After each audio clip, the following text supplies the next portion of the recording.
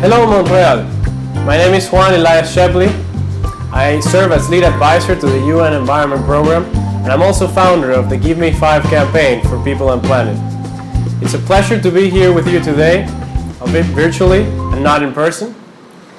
But it's an important occasion, and I commend Smart City X and Concordia University for the amazing work that you're doing by convening transdisciplinary professionals, all kinds of walks of industries, to come together and challenge and tackle the Sustainable Development Goals and how we can use data systems and technology to overcome these challenges that we face. As you know, in September 2015, 193 countries of the world came together via consensus, but also with the participation of millions of people around the world to draw the Sustainable Development Goals and Agenda 2030 for Sustainable Development. The 17 goals are a comprehensive to-do list for humanity and are the guide for international development for the next 15 years. In order to achieve the Sustainable Development Goals, we will have to invest heavily in them, whether it's infrastructure, education, renewable energy, and taking measures to avert climate change. Data is at the core of where we need to invest more.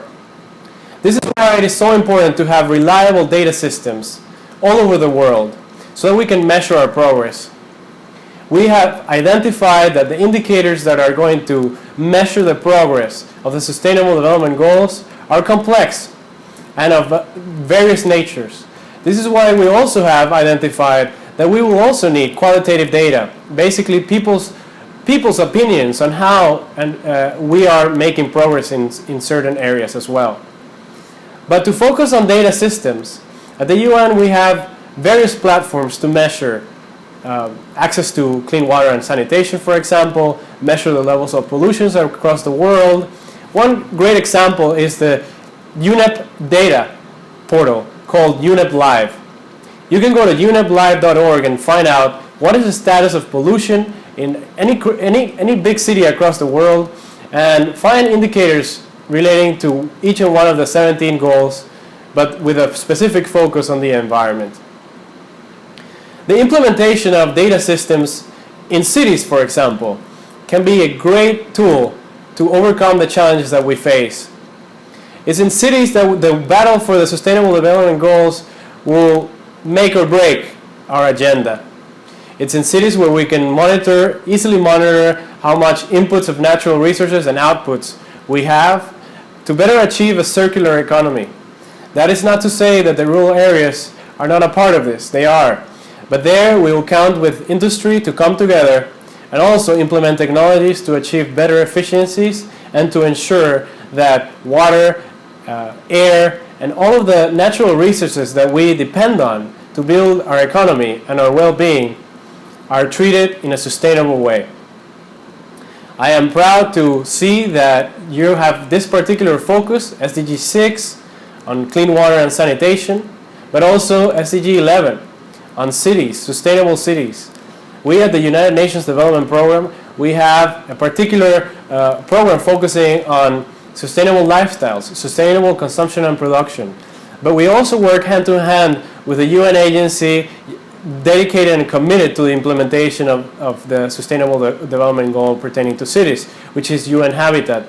There you can find various programs and various ways in which the Sustainable Development Goals as a global framework are being localized and implemented at the municipal and at the city level so that our children and your children and the children of our children can have and enjoy the same benefits that we enjoy today. I encourage you to look at innovative financing for these types of technologies, for we know that we have trillions of dollars in the global financial markets that could and want to be redirected into green finance.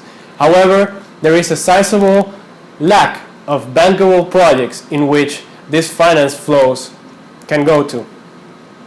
We know that it's the developing world that needs to really thrive the most to get us to a place where there is a level playing field internationally. This is why technology transfer is so important. In some developing countries, there is no even water meters for homes. How can we talk about water efficiency if we don't even know how much water our city is consuming? I also commend you for coming together from all disciplines. You see, the Sustainable Development Goals is the first time in history where no expertise is left behind. No expertise is excluded. This is for all of us to come together, scientists from all walks of life, whether it's economists, environmental scientists, forest engineers, and even software engineers, to come up with the solutions that are going to make the 2030 Agenda and the Sustainable Development Goals a reality for everybody, leaving no one behind. It's one of the motives of the Sustainable Development Agenda. Let us not forget this. When we reach out to the world, about 10 million people had their say in what they wanted to see in this new agenda. And we knew that most people around the world, including those who are most left out, the poorest of the poor, would have no access to internet. Not even electricity for over 1 billion people. So we understood that we had to combine new and emerging technologies with traditional methodologies in order to ensure that nobody is left behind. So once again, thank you for having me. Thank you for counting on the Give Me 5 campaign as a partner. And I look forward to find innovative ways via technologies and also through financing to ensure that the Sustainable Development Goals are a reality for all. Thank you once again. Enjoy and have fruitful deliberations.